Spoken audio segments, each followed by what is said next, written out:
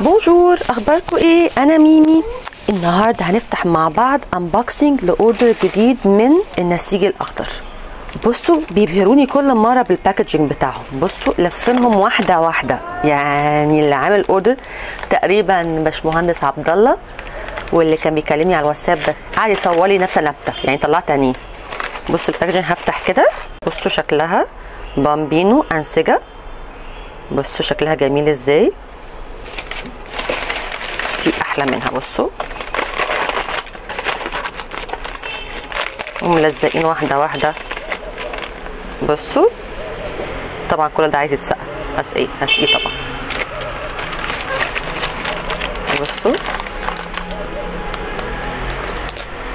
واحده واحده متقفله. طبعا باشمهندسه دكتور عبير تبقى مركزه معاهم في الاوردرز، ان بيطلعوا اوردرات كويسه.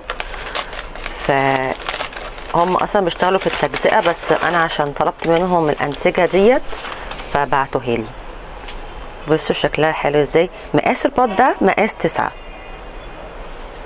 طبعا دي بعد كده بتكبر ويبقى شكلها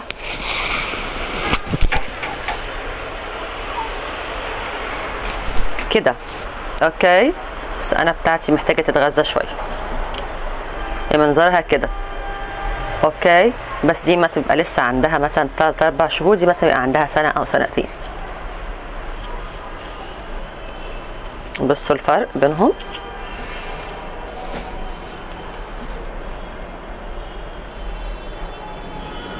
بس جميله جدا. لو حد لسه بيبتدي زرع او يبتدي يهتم بالنباتات، يجيب الحاجات الصغيره دي احلى. ليه بقى؟ لان هي تبقى اولا اسعارها تبقى لطيفه وظريفه، فممكن تجربوا فيها ما تبقوش خايفين قوي على الفلوس.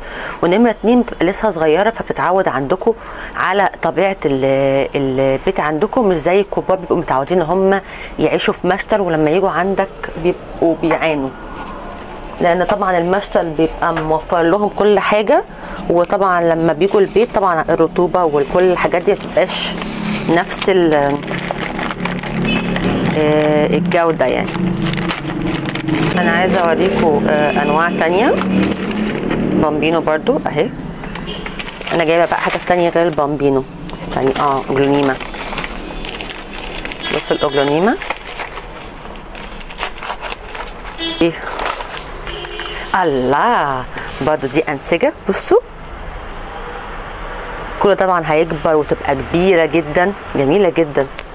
وجايبه كمان منهم، استنوا عايزه افتح لكم. دي برضو انا بفتح لكم عينات، مش هفتح لكم كله، لان انا جايبه من كل واحده كذا واحده. بصوا هيبقى ورقها شكله ازاي، هيبقى كده. بصوا الاوجلونيما الريد لما تكبر هيبقى شكلها كده. بصوا دي عمرها تقريبا 3-4 سنين، ودي عمرها 3-4 شهور. فشايفين الفرق؟ الورق بعد كده هيكبر يبقى نفس الشكل ده.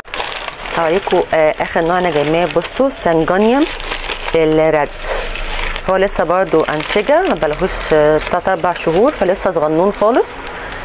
اما هيكبر هيبقى شكله كده. بصوا شكله ازاي، هيبقى ورقه كبير ازاي، ويبقى كده. اتمنى الفيديو يكون عجبكم، واستنونا المره الجايه بفيديوهات جديده. باي باي.